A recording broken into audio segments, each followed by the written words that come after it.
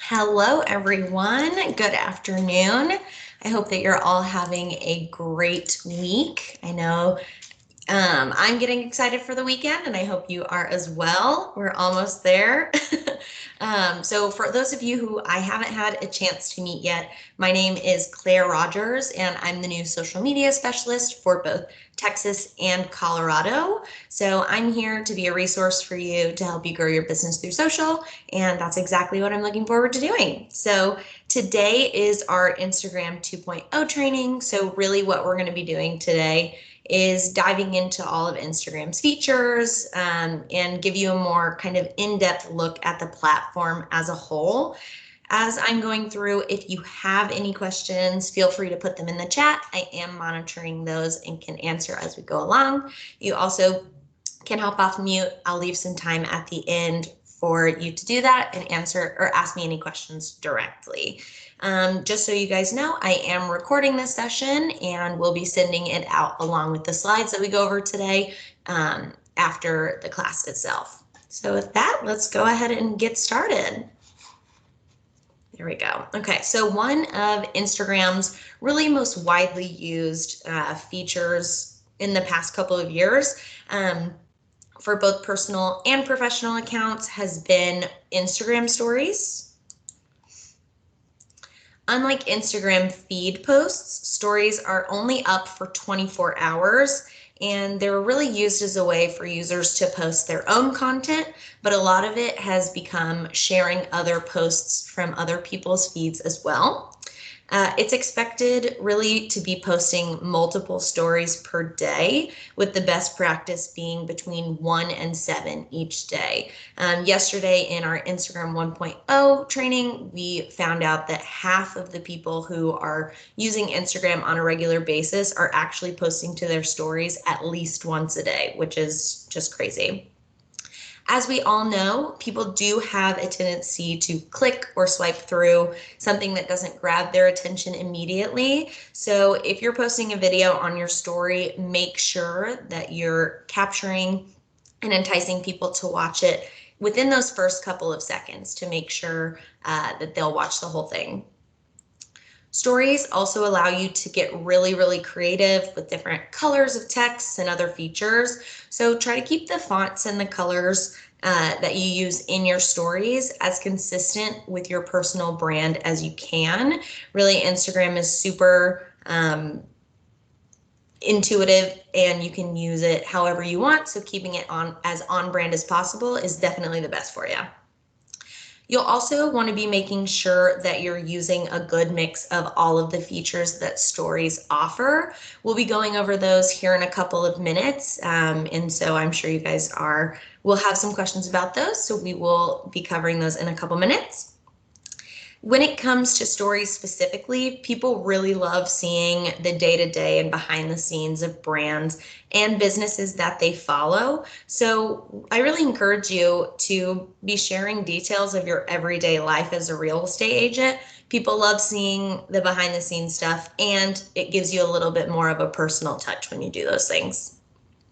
Stories are also meant to be super casual, so your followers are expecting it to be a more casual type of post. So feel free to be relatable and personal the entire time you're using stories. All right, so stories really do offer a ton of different ways for you to get creative with all of their features. A lot of these features also allow you to interact directly with your followers, which I think is so integral for brands to be doing. You can use these to get thoughts, opinions, and ideas from your audience.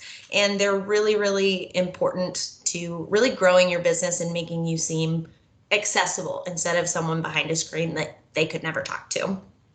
So I've compiled a list on these next 2 slides of all the possible features right now that you can use on your stories and really how you can get more from your stories by using these. So the first one is location tags. These really allow you to showcase your location, just where you are in the city. I suggest using location tags for cities and neighborhoods rather than businesses, even though you do have the option to tag businesses that way. But I'll explain why I would steer clear of that here in a second. So if you're doing a walkthrough of a house or walking down the street of a sought after neighborhood, definitely tag your location so that your followers know where you are. It can also be an enticing thing, people saying, oh, I didn't realize that part of town was so pretty. Maybe I should expand my search over there too.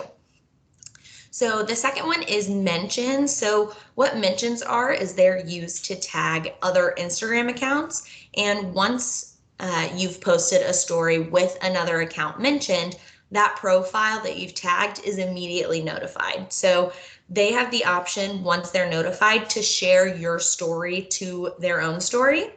And this is really perfect for gaining free exposure because, say, if you're at a local coffee shop or a little business or something like that, you can tag them as a mention on your story. They'll immediately get notified, and then they can post it directly to their own story. So you're getting visibility on another account as well. So when it comes to businesses and tagging them in your stories, mentions are definitely the way you want to go instead of location tags, because location tags, they do not get notified. So hashtags in your stories work a little bit differently than they do in your feed posts. So it's important to know the difference between the two. Hashtags in your stories allow your followers to just directly click on the hashtag search results. And so they'll be able to see the top and the recent posts as well as follow that hashtag.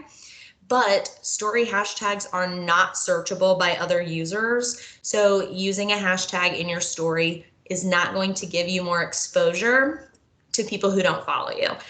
So keep that in mind because, like I said, very different than hashtags on a feed post. So the donations feature is a button that you can add to your story to encourage your followers to donate instantly to a nonprofit of your choosing. The only caveat here is that the nonprofit has to be set up in Instagram's system to be used, but there is a ton in there, and St. Jude is actually one of them. I know that after today's town hall with St. Jude, if you guys were watching, that was really inspiring. This is another way that you can kind of get people engaged with your stories and make a good cause and benefit a good cause. So GIFs are one of Instagram's, yes. Yes, Caitlin, it is in there already. I made sure. So GIFs are definitely one of Instagram's most used features, and they really are essential, or essentially just cute little moving stickers that you can add to your story posts. There are thousands of these that you can choose from, and truly there are new ones created all the time, every day. So all you have to do is click on the GIF icon and search for any relevant GIFs that you would like to add to your story, just to give it a little bit more spunk. For example, if you're filming yourself setting up for an open house or like taking pictures of the way that you have it set up, you can search maybe behind the scenes in the search or the search function and choose a GIF that you want to add in, and you can place it where you'd like. There are also Coldwell Banker branded GIFs that you can use. So you can find those by searching CB Realty or Coldwell Banker.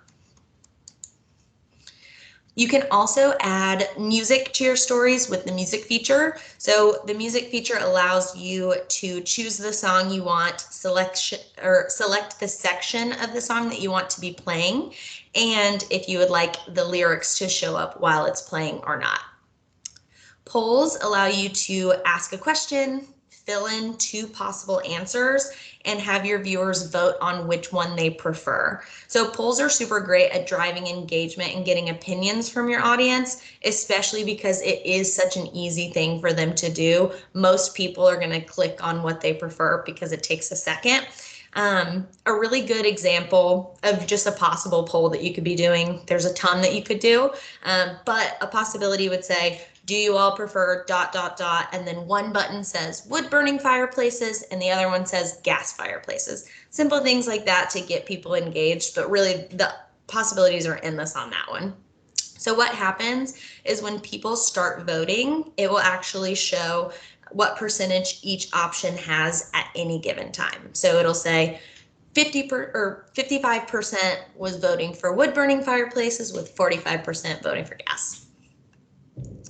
Questions are also a super awesome way that you can engage your audience. You have the option there to either ask your followers a question and allow them to answer in the chat box, or you can open it up for your followers to ask you a question in the chat box. Then once people start responding, you can actually share those answers or those questions to your story after that. I definitely say if you open it up to people and say, ask me a question, I would say repost those questions with you answering them, because it shows like we want to be doing the most is engaging with our audience, right?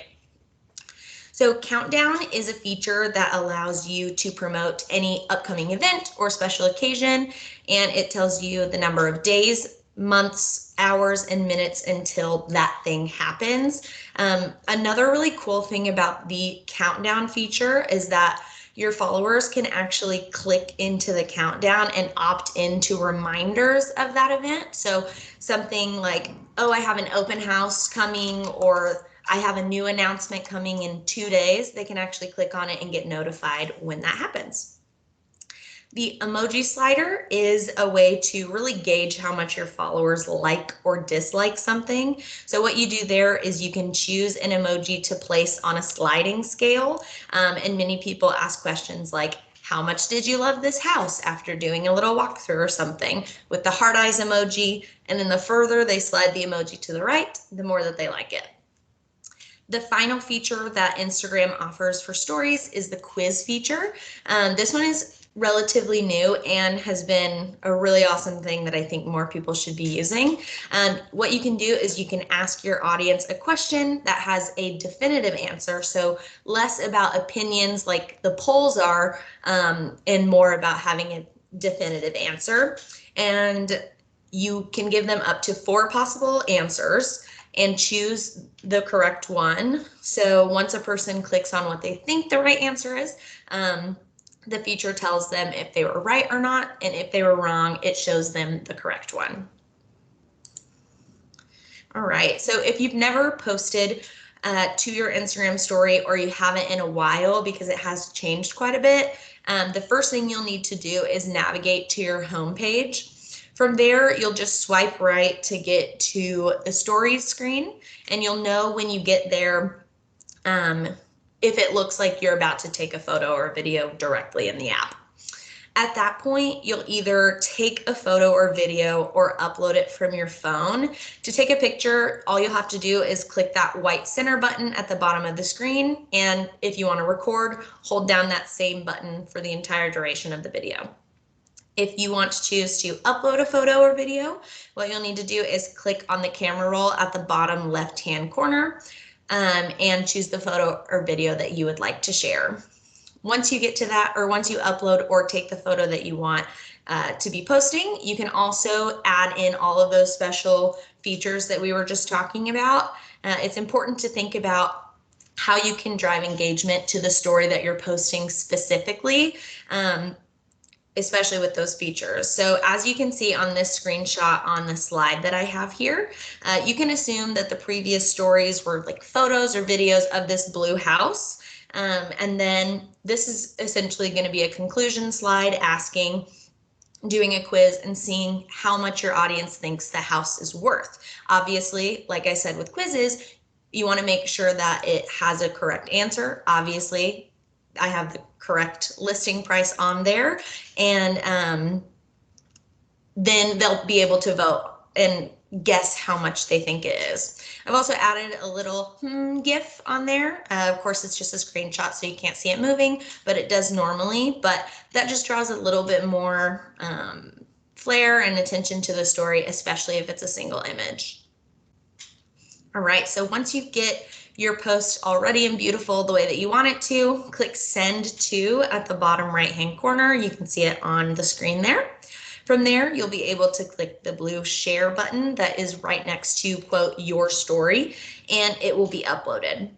So you can view through your current stories if you ever want to see what's up by navigating to your homepage and clicking on your profile picture at the very top left hand side that says your story, and you'll be able to see everything that you have live that's been posted within the last 24 hours. As I mentioned earlier, stories only stay up for those 24 hours and then they disappear. And for the longest time, there was really nothing that you could do to keep stories around for longer than that. But now, because so many people are using stories so regularly, Instagram has implemented a feature that allows you to pick and choose the stories you'd like to be accessible at all times and add them to your page permanently. These are called story highlights, and they're usually categorized to help people that are coming to your page really find the type of content that they're looking for. We'll talk about some ideas for your story highlights on the next slide, but right now I just want to help you walk through the process of actually creating them. The first thing that you will want to do is navigate to your page, which is at the very bottom right-hand corner. Click on the circle with a plus sign that says new below your bio and below your bio and above feed posts. Those are where highlights are. Then you'll want to create a title for your highlight. Oh, sorry about that. So from there, what you'll do after you click that plus sign is look through all the stories that you've ever posted. It's called your archive, and select the ones that you would like to highlight specifically. You'll then want to create a title. Like I said, it's super important to group like stories together so that each post has each highlight has a theme and similar posts in it. After that, you'll be able to upload a cover photo by clicking Edit Cover. A lot of people will choose a cover that matches their brand, whether that's with color, a color that matches their brand, things like that. And I would really suggest doing the same. That way you can make your whole feed look the way you want it to. You can find ready-made covers really all over the internet for whatever you need, and oftentimes they're just little simple graphics showcasing what the highlight is about. I have a screenshot of some good ones on the next slide that we'll be able to look at. To finish up, you'll just click Add in the top right-hand corner and add the highlight to your page.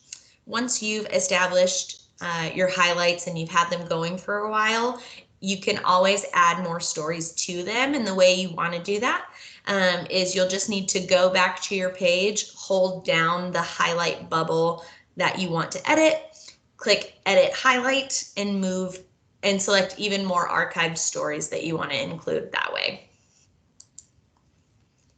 All right, so this is Katie Day. She has a really great social presence kind of across the board. So if you come to more of these, I have quite a few of her screenshots in here. But this is what story highlights look on your page. So I'll show you right here underneath the follow, message, and contact, and right above the feed posts, those are highlights. As you can see, these are the little bubbles that have the same types of graphics. So she does a really good job of staying consistent for her brand by having them all the same designs with just little changes there. So some common real estate agent highlights that I would encourage you all to be creating are home tours of houses you've listed or are touring as you are taking your buyers, reviews from any happy clients, anytime you, your team, or Coldwell Banker is in the media, or any new industry knowledge that is out that you want to share. Behind the scenes of your day-to-day life as a realtor, tips and tricks about the home buying process or other real estate related questions, market trend updates in your area, and your local favorite spots like restaurants, bookstores, etc. All right, so now we're going to do a little bit of switching gears and talk about going live on Instagram. Instagram Live works pretty similarly to Facebook Live, and both platforms really let you interact with your followers in a face-to-face way. Another great thing about Instagram specifically is that your followers are notified every time you go live, unless they've updated their settings to not do that. So that just means the majority of your followers are going to be able to see the second that you go live, which is super awesome. Live is great for hosting virtual open houses, especially with the amount of people who are nervous getting out during COVID times, and it's great for those people that are moving from state to state. Unlike Facebook, though, you can't create an event on Instagram to remind your followers about you going live. So you'll want to make sure that you're announcing it to your followers in advance to up the amount of people who decide to come.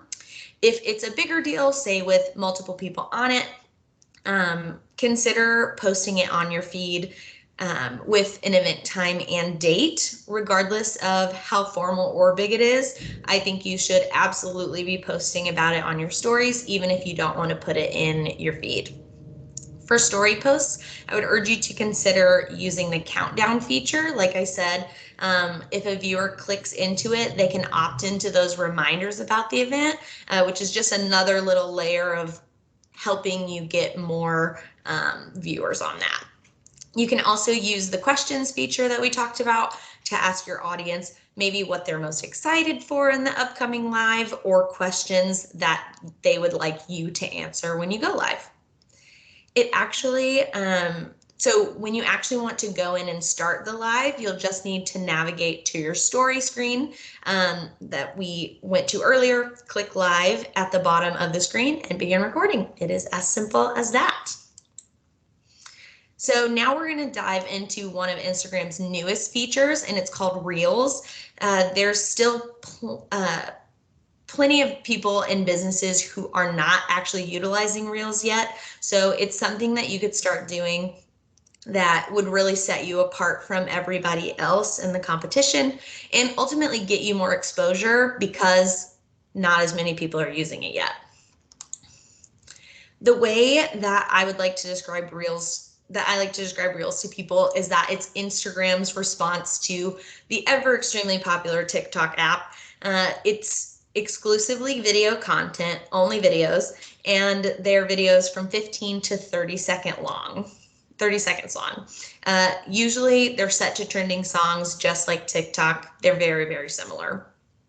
You have the ability to share Reels directly on your stories after they get posted also, as well as they're viewable to others on the Explore feed and in the new Reels tab, which you can see here is on everyone's Instagram. It's that middle button, that's the Reels tab. So just like TikTok, users are able to search Reels videos by a song or audio clip. So it's really important to stay up to date with trending songs and sounds so that you can really set yourself in a searchable way if you're going to be doing Reels. With Reels, you can also choose to film the video clips in the app, or you can upload them directly from your camera roll. So thus far, the most engaged with Reels in the real estate sphere have been home buying tips and hacks, as well as walkthroughs of really cool high-end listings. And usually those are all set to trending songs, the type of stuff that we were just talking about that makes you searchable. When talking about Reels specifically, the demographic is generally much younger. So that's why first-time homebuyer tips have been so successful for a lot of realtors who are using Reels. If you've been in the business for a while, I urge you to not discredit the information that you think is just a no-brainer at this point, because the likelihood of those really tidbits, nuggets of information being not known by the audiences that are watching Reels is super high. So these are also things that are useful and savable that someone would be able to go back to at a later date, which the algorithm loves to see and rewards. So it's really a win for you and for Instagram. Another thing that you want to make sure that you are always doing when it comes to Reels is creating captions throughout the entirety of the video. A lot of people browse Reels with their sound off because you can simply just press the video directly and the sound turns off as you scroll. So it's always best practice to put captions directly on the video. The videos that you'll want to provide captions for are those of any speaking whatsoever, especially the ones of you speaking into the camera, giving tips and tricks, etc. So just make sure that no matter who's watching it, they're getting the exact same experience as someone who is watching it with sound. Like we've already said, Reels is very similar to TikTok, and they have the same video dimensions. So a lot of people are downloading the videos that they're posting to TikTok and just uploading them directly to Reels. The problem with that is that when you download a TikTok video, there is a TikTok watermark that gets put over it. Instagram has announced recently that they will be suppressing Reels that have the watermark on them to make them less discoverable. So if you want to use the same video for both platforms, which I definitely do suggest, make sure to upload it or film it through Reels first, because when you download it, you won't get a watermark on on Instagram side of things.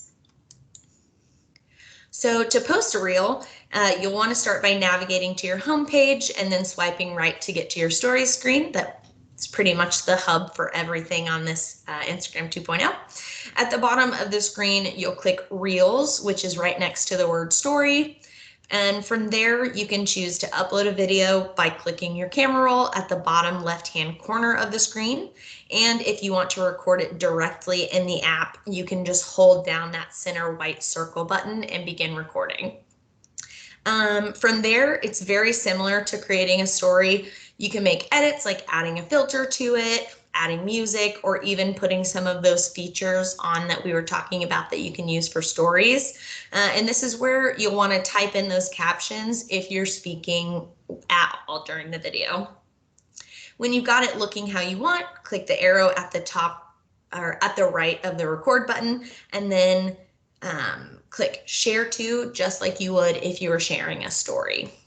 Then all you'll have to do is just write your caption. Of course, make sure to include any relevant hashtags so that more people can find your reel. Remember, 5 to 10 on Instagram, and then click the blue share button at the bottom of the screen. And it looks like we have a question. Yes, so you can add music to Instagram stories and TikTok videos. And when it comes to Reels specifically and TikTok videos, which we'll talk about not next week, but in 2 weeks during the video training, like I was saying earlier, TikTok and Reels allows you to search through audio sounds. So you'll want to be making sure to add music on every single one of your Reels always. I hope that answers your question, Caitlin. All right, so I know that was a super in-depth look at Instagram and its features, so you might have some questions. I know it was a ton of information, but does anybody have any questions right now? Anything you want some clarity on? I am happy to answer any questions you might have.